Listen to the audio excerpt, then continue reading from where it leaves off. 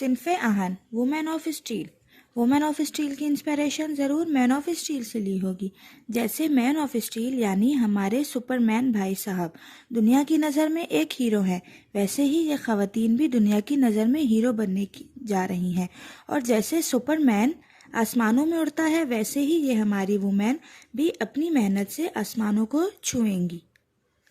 اس بات کی تو میں گارنٹی دیتی ہوں کہ اس ڈرامے کے ختم ہونے تک وہ کافی لڑکیاں جنہوں نے ابھی تک اپنا کیریئر ڈیسائیڈ نہیں کیا، وہ ضرور پاک فوج کو پہلی پریورٹی دیں گی. اور جو ابھی پڑھ رہی ہیں وہ آج سے ہی فوج میں جانے کے خواب سجا لیں گی. اور میں امید کرتی ہوں کہ اس ڈرامے کی وجہ سے جن گھروں میں خواتین کو فوج میں جانے کی اجازت نہیں ملتی، اب ان کو بھی بڑی آسانی سے اجازت مل جائے گی. اور اگر اب بھی نہیں ملتی تو میری طرف سے ان ماں باپ سے ایک ہی سوال ہے، اگر اب نہیں تو پھر کب؟ اب صنف آہن کی دوسری قسط کی بات کرتے ہیں. ویسے تو یہ کافی سلو تھی اور اس میں اسٹوری کچھ خاص آگے بھی نہیں بڑھی، مگر اس قسط میں جو ہیومر ڈالا گیا تھا وہ بہت ہی کمال کا تھا. پھر چاہے وہ گھر میں چوہے والا سین ہو یا بھرتی دفتر راولپنڈی کے باہر یمنا زیدی اور اس کی بہن کے سین ہو یا ان کے گھر کے، سب میں چہرے پہ مسکراہٹ سی آ جاتی ہے. اور یمنا زیدی کے بھرتی دفتر راولپنڈی والے سین میں ڈائریکٹر کی جانب سے ہمارے ہیروز جنہوں نے ملک کی سلامتی کے لیے اپنی جان قربان کر دی، انہیں ٹریبیوٹ دیا گیا ہے. پیچھے بیک گراؤنڈ میں ان کی تصویریں دکھا کے، جنہیں دیکھ کر ایک لمحے کے لیے تو ہمارا دھیان اسکرین میں ایکٹرز سے ہٹ کر ان ہیروز پہ جاتا ہے اور فخر سا محسوس ہوتا ہے. اور میں تو چاہتی ہوں کہ باقی ڈراموں میں بھی اس طرح کے بیک گراؤنڈ یوز ہوں جن کو دیکھ کے انسپریشن آئے دیکھنے والوں کو، جیسے عبدالستار ایدھی صاحب، عبدالقدیر خان وغیرہ وغیرہ. ان کی کوئی جھلک نظر آنی چاہیے. اب بیک گراؤنڈ کی بات ہوئی ہے تو سیٹس کی بھی بات کر لیتے ہیں، جو کہ بہت ہی بہترین لیے ہیں. سب کے گھر گلیاں سب ٹو دا پوائنٹ ہیں. اور خاص کر کے جب یمنا زیدی کو اس کی دادی چپل مارتی ہیں تو ایک چھپکلی بھی ڈر کے بھاگتی ہے، جو یمنا زیدی کے بہت قریب ہوتی ہے. اب ظاہر ہے اس چھپکلی کو ڈائریکٹر نے تھوڑی بولا ہوگا کہ جیسے ہی ایکشن بولوں تو یہاں سے بھاگنا. وہ ایک یقیناً نان پلانٹڈ موو تھا جو سین کو حقیقت کے بہت قریب کر دیتا ہے.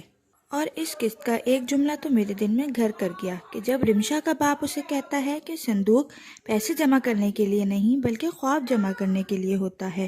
اس بات میں تو واقعی بہت دم ہے.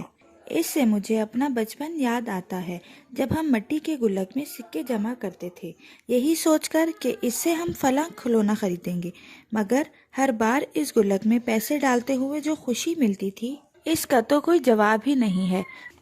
مگر ایسا کبھی نہیں ہوا کہ جو چیز لینے کا ہم نے سوچا ہے وہ لے لی ہو، مگر چیز نہ لینے کے باوجود بھی جب ہم گلک میں پیسے ڈالتے ہیں تو جو اس چیز کے خواب سجاتے تھے وہ کافی تھے.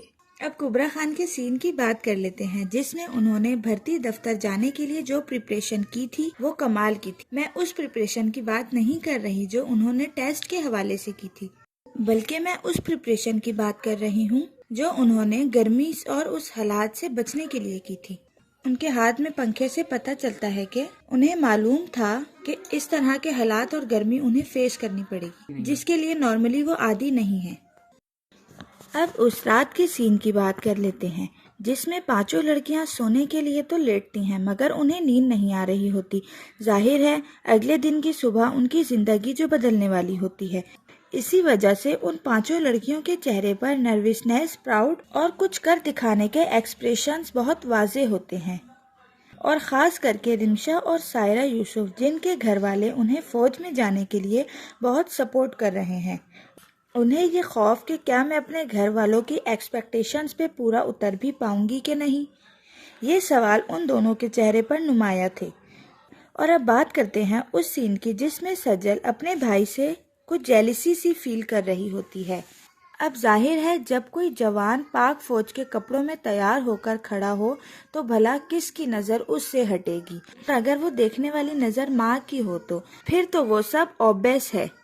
اور اگلے ہی لمحے جب سجل اپنے بھائی کو دیکھتی ہے تو وہ بھی نظر جما لیتی ہے اور بہت پراؤڈ فیل کرتی ہے، جس سے سجل کے اندر اور بھی جذبہ پیدا ہوتا ہے اس طرح فوجی لباس زیب تن کرنے کا.